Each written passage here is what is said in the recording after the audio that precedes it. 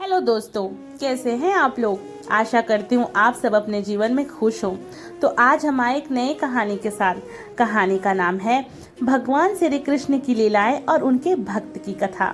तो बने रहिए इस वीडियो में अंत तक हमारे साथ। एक बार एक व्यापारी सोने और हीरे के आभूषणों का व्यापार करता था। धनवान होने के बावजूद भी वह बहुत ही सरल हृदय के व्यक्ति थे। हर समय हरि भक्ति में रमा रहता। धन वैभव का तनिक भी अहंकार नहीं था। एक दिन उनकी दुकान पर उनका एक पुराना मित्र अपनी पत्नी के संग आया। वह दोनों वृंदावन से दर्शन करके आए थे और उनके लिए वहां का भोग लेकर प्रसाद आए थे। उनके साथ लड्डू गोपाल जी का सुंदर विग्रह था। लड्डू गोपाल की मोहक छवि उस व्यापारी का मन मोह रही थी। उसी समय व्यापारी का कारीगर एक सुंदर सोने का हार लेकर वहां पहुंचा। उन्होंने वह हार लड्डू गोपाल जी के गले में धारण करवा दिया और कहने लगे कि लड्डू गोपाल जी के विग्रह पर इस हार की शोभा देखो कैसे बढ़ गई है। दोनों दंपत्ति उनको वृंदावन की धाम की बातें बताने लगे और बातों बातों में वह अपनी टैक्सी में बैठकर वहां से चले गए और लड्डू गोपाल के गले का हार उनके साथ ही चला गया। जब वह दोनों दंपत्ति गलती से लड्डू गोपाल को टैक्सी में ही भूल गए, टैक्सी वाले ने जब लड्डू गोपाल को टैक्सी में देखा तब तक वह अपने शहर पहुंच चुका था। लड्डू गोपाल की मोहक रूप उसे अपनी ओर आकर्षित करने लगा।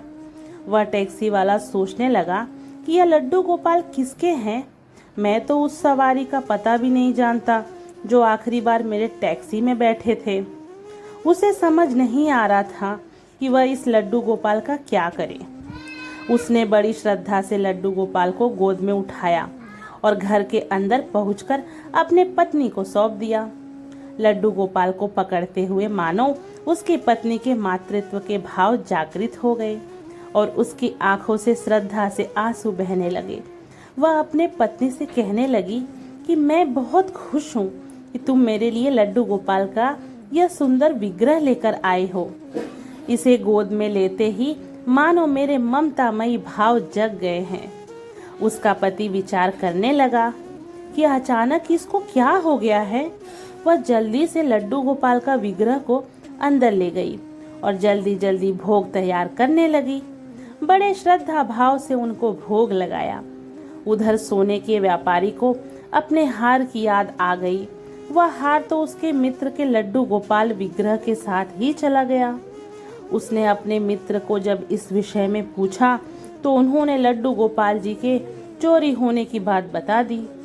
वह कहने लगे कि अपने लड्डू गोपाल जी के चोरी होने का कारण हम दोनों स्वयं बहुत परेशान हैं।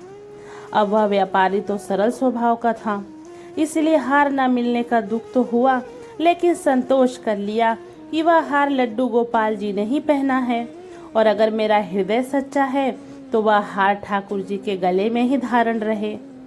उधर टैक्सी ड्राइवर की पत्नी पुत्र के भांति लड्डू गोपाल के विग्रह की पूजा करती और उनके घर पर एक सुंदर बेटी ने जन्म लिया।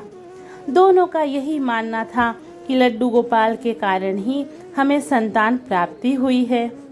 इसलिए टैक्सी ड्राइवर की पत्नी का स्नेह लड्डू गोपाल जी के प्रति और भी गहरा हो गया।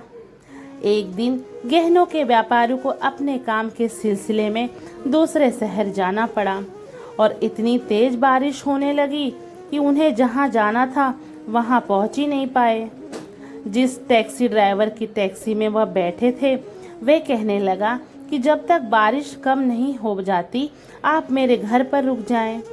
एक अनजान शहर में किसी पर विश्वास करना मुश्किल था, लेकिन न जाने क्यों उन्होंने हामी भर दी।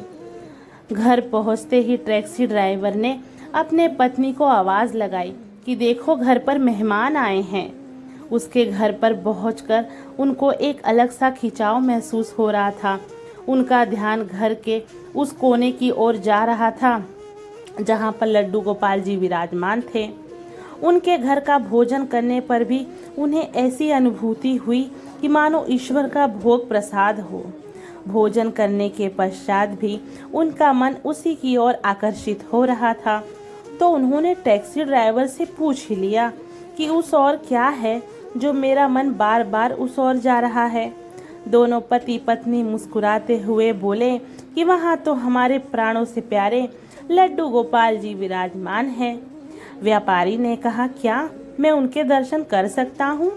लड्डू गोपाल के दर्शन करते ही वह आश्चर्यचकित रह गए, क्योंकि यह तो वही लड्डू गोपाल थे जिनके गले में उसने सोने का हार डाला था। लड्डू गोपाल जी ने अभी उस हार को गले में धारण किया हुआ था। उन्होंने टैक्सी ड्राइवर से पूछा कि यह लड्डू गोपाल तुम कहाँ से लाए हो? उसने बिना किसी छल कपट से पूरी बात बता दी। दोनों कहने लगे कि इनके आते ही हमारा अच्छा समय शुरू हो गया और हमें संतान प्राप्ति हुई। व्यापारी ने टैक्सी ड्राइवर से पूछा, क्या तुम्हें पता है कि इनके गले में जो हार है उसकी कीमत क्या है? वह सरल स्वभाव से बोला कि जो चीज़ हमारे ठाकुर जी के अंग लग गई है वह तो हमारे लिए बहुमूल्य है। उसका उत्तर सुनकर व्यापारी चुप हो गया और इस बात से संतुष्ट हो गया कि ठाकुर जी ने इसे अंग लगाया है। बारिश बंद होने के पश्चात टैक्सी ड्राइवर उनके गंतव्य स्थान पर छोड़ने गया। जब वह उतरने लगे तो टैक्सी ड्राइवर ने उनको आवाज़ लगाई कि आपका बैग टैक्सी में ही रह गया है, इसे भी लेते जाइए।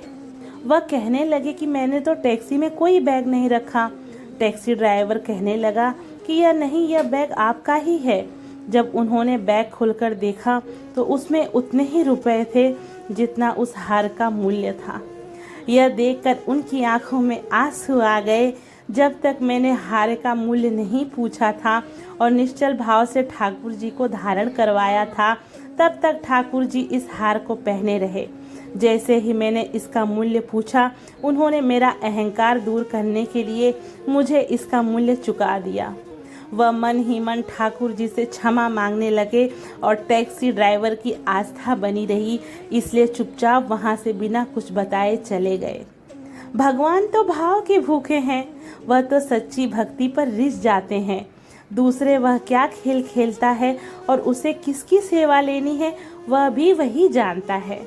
वृंदावन से ठाकुर जी को कौन लाया और ठाकुर जी कैसे अपने आप टैक्सी ड्राइवर के घर पहुंच गए, यह सब उनकी ही लीला है। इसलिए ईश्वर की भक्ति शुद्ध हृदय से करें। दोस्तों, अगर वीडियो अच्छी लगी हो तो उसे एक लाइक ज़रूर कर दीजिए। अगर मेरे इस चैनल पे नए हो तो उसे भी सब्सक्राइब कर दीजिए और हमें कमेंट करके बताइए कि ये कहानी आपको कैसी लगी। तब तक के लिए जय श्री कृष्ण, हरे कृष्णा। बोलो वृंदावन धाम की जय।